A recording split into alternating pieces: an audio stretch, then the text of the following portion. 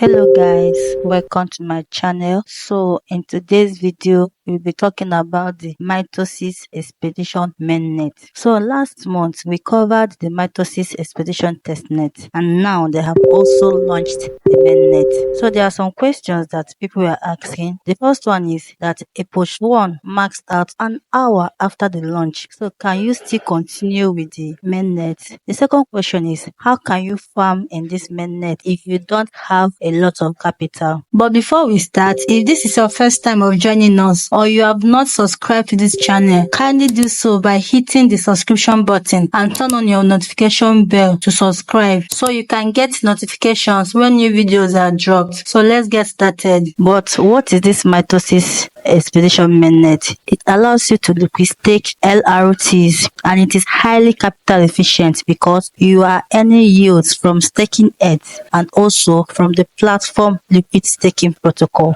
So to get the Mitosis airdrop, you need to farm MITO points, and in this Mitosis Expedition, the only way to earn points is to hold MIWE ETH.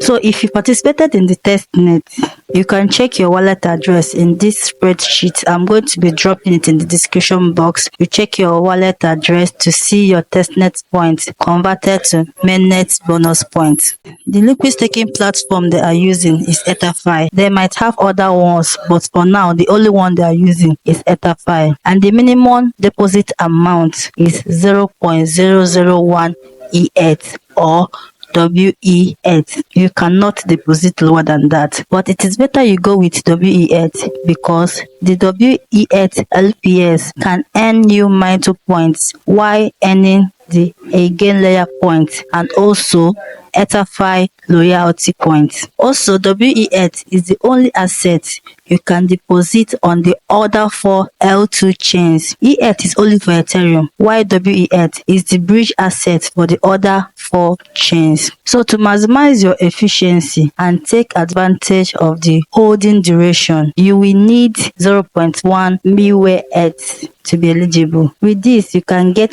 1.0 times boost. So the higher you have, the higher your boost is. You can also get the boost from the testnet from here. This program has 4 stages called epoch, and each epoch has an LRT deposit limit. Epoch 1 is 1,000 and it is already maxed. Then the next epoch is epoch 2, which is coming up by Friday also, and it will be 2,800. The epoch 3 limit will be 8,000. Then the epoch 4 has no cap. So stay active on their Discord to get the information earlier. If you miss the epoch 1, should you feel bad? No, you don't have to feel bad. The only thing is that you don't get the 1.5 times boost, but for the epoch 2 you can get 1.3 times boost, which is not bad at all. So when you should feel bad is when you miss the epoch 1, epoch 2 and epoch 3 because you don't get any boost in epoch 4. So apart from depositing your MIWE ETH, you can also redeem, but the downside of that is you won't get any points. So from the question someone asks if it's mandatory to stay to get the airdrop.